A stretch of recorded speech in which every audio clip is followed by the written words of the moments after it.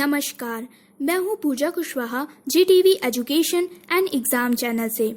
आज अंबाला में उतरने वाले 5 राफेल विमानों का पहला बैच था, इसलिए अंबाला हवाई अड्डे के आसपास धारा 144 लगाई गई।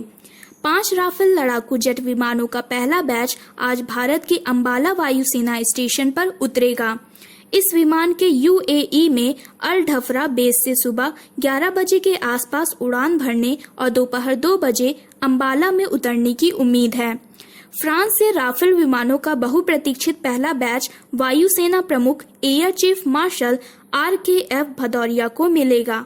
अंबाला हवाई अड्डे के आसपास के 4 गांवों में धारा 144 लगा दी गई है। फोटोग्राफी और वीडियोग्राफी और छतों पर लोगों को इकट्ठा करने पर भी प्रतिबंध लगाया गया है। भारतीय वायुसेना ने अंबाला में और इसके आसपास मौसम के मामले में विमान के आगमन के लिए एक बैकअप आधार भी तैयार किया है।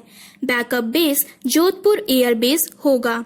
अंबाला में अगर सुरक्षा व्यवस्था की बात करें तो अंबाला जिला प्रशासन हाई अलर्ट पे है और इसने लड़ाकू विमानों की लैंडिंग के दौरान छतों पर लोगों को एकत्र होने और फोटोग्राफी पर प्रतिबंध लगा दिया है। प्रशासन ने गरनाला, पंजोखरा, धूलकोट और बलदेव नगर सहित स्थानों से अंबाला हवाई अड्डे की तस्वीरों पर सख्त प्रतिबंध लगाया है। अंबाला कैंट क्षेत्र को भी नो ड्रोन क्षेत्र बनाया गया है क्योंकि यह एक संवेदनशील क्षेत्र है। फोटोग्राफी के आदेशों का उल्लंघन करने वाले लोगों के खिलाफ प्रशासन सख्त कार्रवाई करेगा।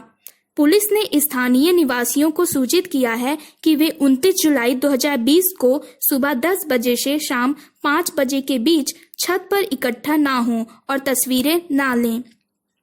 29 जुलाई 2020 को अंबाला हरियाणा में भारतीय वायुसेना के बेड़े में शामिल होने के लिए 27 जुलाई 2020 को फ्रांस से 5 राफेल फाइटर जेट्स ने उड़ान भरी। उन्हें फ्रांस में मैरिग्नैक के एयर बेस से फ्रांस में भारतीय राजदूत द्वारा हरी झंडी दिखाई गई।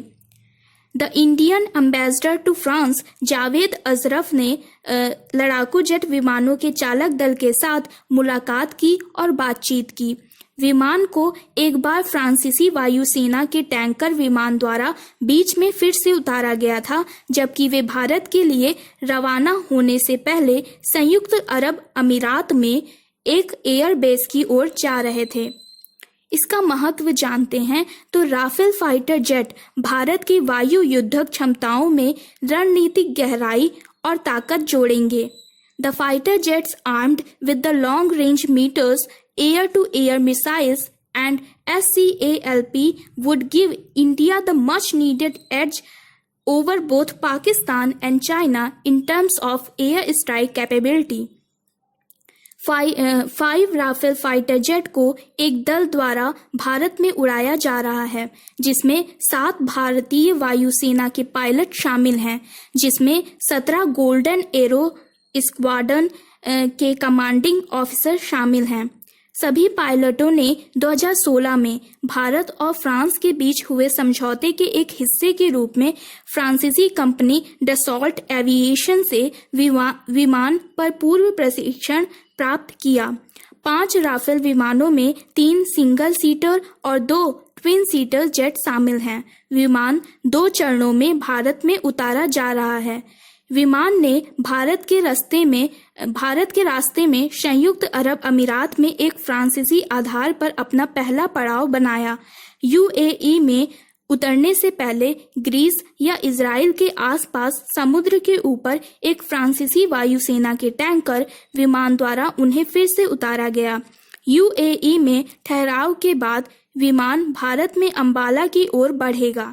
29 जुलाई को सुबह एक फाइटर जेट के भारत पहुंचने की उम्मीद है। प्रशिक्षकों के पास वायुसेना प्रमुख RKF भदौरिया को सम्मानित करने के लिए RB श्रृंखला पूछ संख्याएं होंगी, जिन्होंने भारत और फ्रांस के बीच राफेल सौदे को अंतिम रूप देने में महत्वपूर्ण भूमिका निभाई थी। भारत सरकार ने सितंबर 2016 में फ्रांस के साथ इंटर गवर्नमेंटल एग्रीमेंट पर हस्ताक्षर किए, जिसमें 36 राफेल लड़ाकू जेट खरीदने के लिए यूरो 7.8 बिलियन के फ्लाइट दूर की स्थिति में थे। इस सौदे को भारत में मौद्रिक शब्दों में सबसे बड़ा करार दिया गया। पहले राइफल फाइटर जेट्स को पहले 2019 तक डिलीवर किया जाना था। बाद में डिलीवरी की तारीख मई 2020 तक बढ़ा दी गई थी और कोविड-19 महामारी के कारण इसे फिर से 2 महीने के लिए टाल दिया गया था। राफेल विमान को भारत में उतरने के दिनों में पूरी तरह से चालू कर दिया जाएगा। लड़ाकू जेट किसी भी प्रकार के मिशन को करने में सक्षम है, जिसमें हवाई वर्चस्व, अंतर्विरोध, हवाई टोही, नजदीकी हवाई समर्थन, जमीनी समर्थन, गहराई से हड़ताल, जहाज रोधी हड़ताल और परमाणु निरोध मिशन शामिल हैं। लड़ाकू विमान को विश्व स्तर पर सबसे शक्तिशाली लड़ाकू जेट में से एक माना जाता है। कल हम फिर से एक नए टॉपिक पर मिलेंगे। अगर हमको हमारा यह वीडियो अच्छा लगा हो तो प्लीज़ इसे शेयर करना ना भूलें।